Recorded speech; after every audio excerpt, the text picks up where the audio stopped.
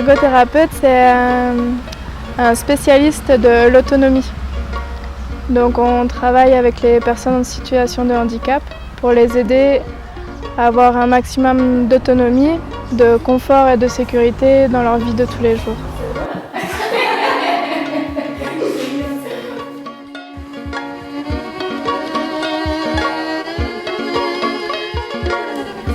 Est-ce que tu peux me raconter ce qui t'est arrivé?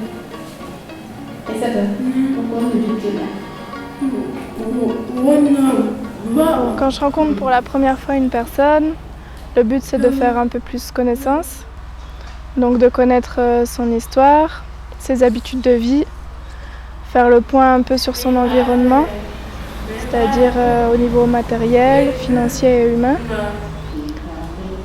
Connaître aussi ses projets, ses envies et ensuite pouvoir faire un bilan aussi des déficiences et des capacités.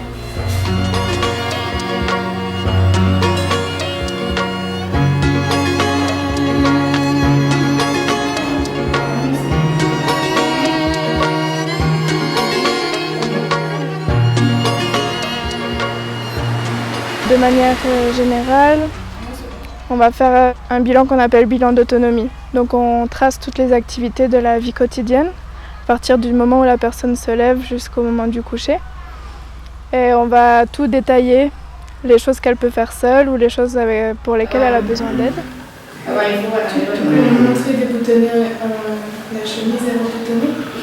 On peut faire aussi des bilans un peu plus fonctionnels. Donc on va observer la personne, on va lui demander d'enlever sa chemise, la remettre boutonnée, de faire un lacet.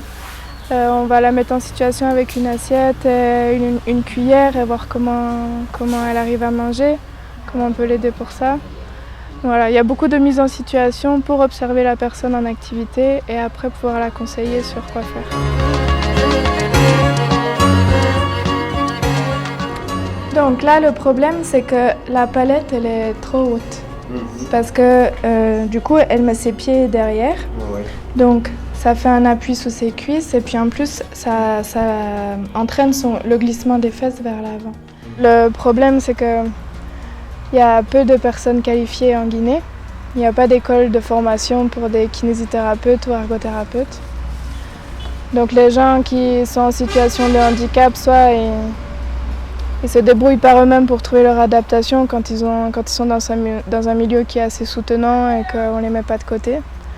Mais s'ils sont mis de côté et que c'est le fatalisme, alors là, il y a des situations comme j'en ai jamais vu auparavant en France, quoi.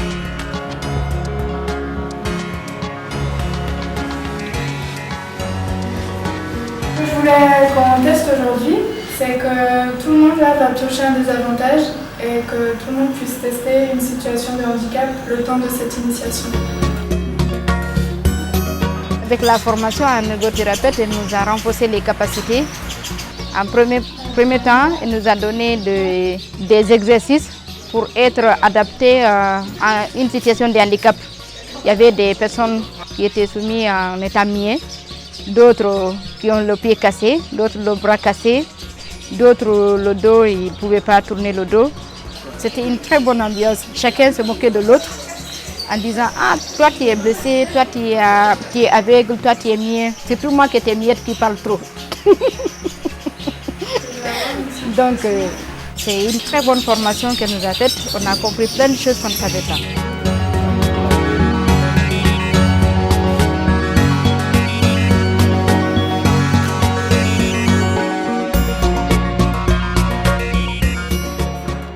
Je pense que ce qu'il faut, c'est pouvoir être à l'écoute en premier lieu, pouvoir être observateur, ça c'est important.